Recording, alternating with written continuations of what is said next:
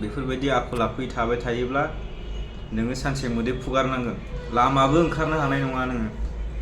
आंनि चेनेलखौ अनसायगिरि साफ्रोमबो नायगिरिफोरनिसिम आंनि खुलुमनायखौ बावहरग्रोनाय जाबाय लोगोफोर दिनैनि भिडिअआव नोंथांमोनखौबो बरायबाय आसा खालामो भिडिअखौ जोबजासिम नायगोन आरो चेनेलाव गोदानब्ला साबस्क्राइब खालामनानै सापर्ट खालामोखौ नोंथांमोननिसिम मिजिंथिनाय जाबाय नायनानै ला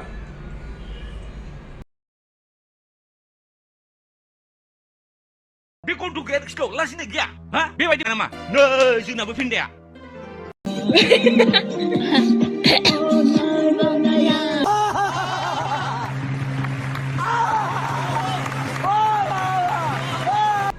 गरम बारा साला नोंसोर ना गरम बारा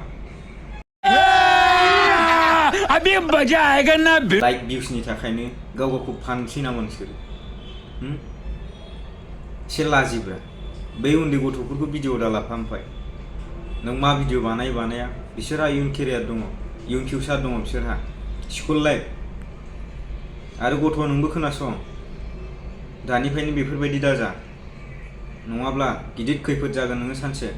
मिथिगौ नोंनि बे थांलाय फैलाय लामायाव सानसे लामा ओंखारनो हायै बायदि जागोन नों गथ' बेखौ गोसोआव ला इन्टारेस्टआवहायनो गावखौ बावमानो नाङा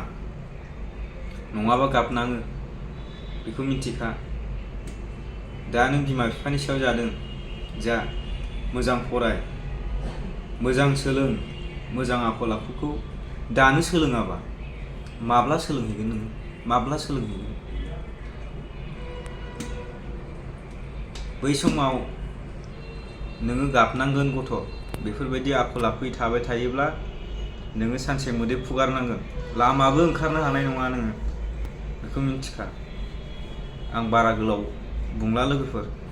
बुजिग्राया बुजिखायो दानि जुगाव गुबुनखौ बानजायनो फैनाय माने नायनो बाजानाय स' लोगोफोर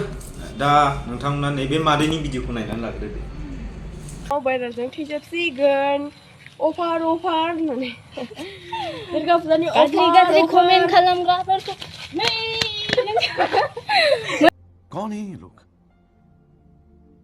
कहां से आते हैं दा नुबायना लोगोफोर मादैया माखौ दामदों मा जासिदों सोर सोरनो नांगौ कमेन्टआव हरदो लोगोफोर बे जासिनायखौ लाजियाबो लाजिनो सोलोंब्रा मादै नों हाबा जाबाय नों सोरनिबा न'खराव थांबाय नोंहा बिहाव बिखुनजो दङ नोंहा फिसाय दङ बेफोरखौ मानो बरनाम खालामनो सानो बिहाव बिखुनजोनि मान सन्माना बहा थांगोन नोंनि फिसायनि मान सन्माना बहा थांगोन बेफोरखौ सान सिख्ला गोरलै मोनबावदों आरो बे साइडआव थानाय उन्दै उन्दै गथ'फोरखौ लाफानानै मा फोरोंदों नोंसोरो इन्जयआ बेनो जाबाय नोंसिनि रंजानाया बेनो नोंनि बे खुरु गोनां खिबुखौ सोर नायनांगौ